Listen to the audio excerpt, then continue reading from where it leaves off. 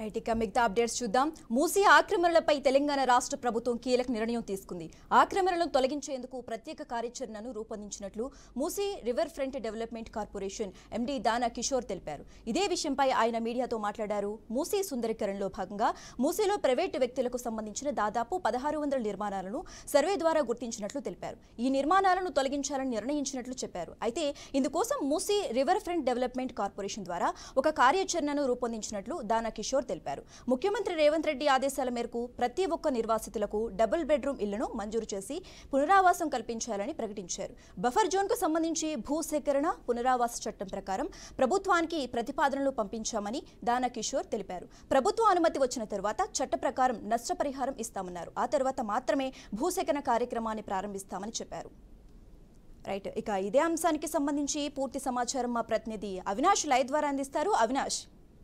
Right Sasirekha, ఇక్కడ దానా కిషోర్ చేసినటువంటి కామెంట్స్ ఒకటే కాదు, ఇంతకుముందు రేవంత్ రెడ్డి కూడా యాక్చువల్గా మూసీ డెవలప్మెంట్ ఫ్రంట్ కోసం మొదటి నుంచి చేస్తూ వచ్చినటువంటి కామెంట్స్ని కూడా మనం బలంగా పరిశీలించాల్సినటువంటి అవసరం ఉంది.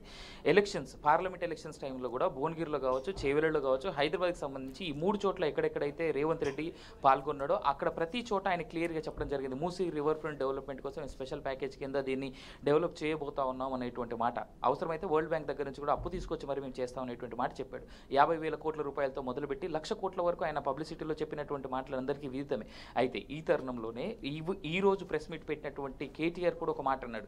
మీరు ముందు వాళ్ళందరికీ డబుల్ బెడ్రూమ్ ఇల్లు కట్టించి, లేదా ఆల్రెడీ కొల్లూరు దగ్గర 16,000 డబుల్ బెడ్రూమ్ ఇల్లు రెడీగా ఉన్నాయి, మేము కట్టినవి, ఆ హ్యాండ్ ఓవర్ చేయండి ఆ ఇల్లుని. ఎవరెవరికైతే 1600 ఇల్లు మేము తీసేయబోతా ఉన్నాం అనేటువంటి అక్రమ కట్టడాలు అనేటువంటి మాట అంటా ఉన్నారో వాళ్ళకి 16,000 ఇళ్లలో 1600 ఇల్లు వాళ్ళకి ఇచ్చేసేయండి, మేము కట్టినటువంటి ఇల్లు, లేదా మేమే మళ్ళీ అధికారంలోకి వచ్చిన తర్వాత మేము కడతాము, అప్పటిదాకా మీరు దాన్ని ముట్టుకోవాల్సిన పని లేదు, ఆల్రెడీ మేము మా బీఆర్ఎస్ గవర్నమెంట్లోనే చాలా డెవలప్ చేసాం, ఇప్పుడు మీరు చేయాల్సింది కొత్తగా ఏమీ లేదు అంటూ కూడా కేసీఆర్ మాట్లాడినటువంటి మాట మనం గమనించుకోవచ్చు ఇక్కడ.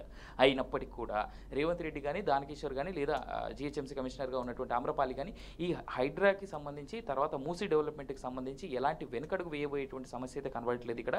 ఏదేమైనప్పటికీ కూడా మూసీ డెవలప్మెంట్ అనేటువంటి ప్రాజెక్ట్ ఏదైతే ఉందో దాన్ని ఫుల్ ఫ్లెడ్జ్డ్గా పట్టలెక్కించబోతా ఉన్నారు. ఓవైపు హైడ్రా కూడా రీసెంట్గానే చెప్పడం జరిగింది, మూసీ మీద ఉన్నటువంటి అక్రమ కట్టడాలన్నింటినీ మేము ఏ విధంగా అయితే చెరువులు బఫర్ జోన్లో ఉన్నటువంటి కట్టడాలను తొలగిస్తా ఉన్నామో అలాగే మూసీ మీద ఉన్నటువంటి కట్టడాలను కూడా తొలగిస్తాం అనేటువంటి మాట రంగనాథ్ స్వయంగా చెప్పినటువంటి ఘటన కూడా మనం చూసుకోవచ్చు. సో ఎలా చూసుకున్నా కానీ మూసీ రివర్ ఫ్రంట్ డెవలప్మెంట్ కావచ్చు, లేదా మూసీ అక్రమంగా కట్టడాలు ఏవేవైతే ఉన్నాయో మూసీ మీద ఉన్నటువంటి అక్రమైన కట్టడాలు, ఆ 1600 కట్టడాలతో పాటు ఇంకా ఏమైనా ఎన్క్రోచ్మెంట్స్ ఉంటే, నాలాలు కబ్జాలు కావచ్చు, ఇంకోటి కావచ్చు అన్నిటి తొందరలోనే వాళ్ళంతా మేము తీసేస్తాం అనేటువంటి మాట చాలా క్లియర్గా చెప్తా ఉన్నారు. కానీ ప్రభుత్వం ఇప్పటికైనా ముందుకు వచ్చి ఏవైతే డబుల్ బెడ్రూమ్లు ఆల్రెడీ కొల్లూరు దగ్గర రెడీగా ఉన్నాయో వాటి కీస్ హ్యాండ్ ఓవర్ చేసిన తర్వాతే మీరు ఆ ప్రక్షాళనకు సంబంధించినటువంటి పనులను మొదలుపెట్టాలని చెప్పి కేటీఆర్ చెప్పినటువంటి మాటల తరుణం తర్వాత రేవంత్ రెడ్డి ఏ విధంగా స్పందిస్తారనేటువంటి చూడాలి. ఎందుకంటే సీఎం హోదాలో ఉన్నటువంటి రేవంత్ రెడ్డి దీనిపైన స్పందించే విషయాన్ని బట్టే మిగిలినటువంటి అంశాలు ఆధారపడి ఉంటాయి. Okay right, thanks for updates Avinash.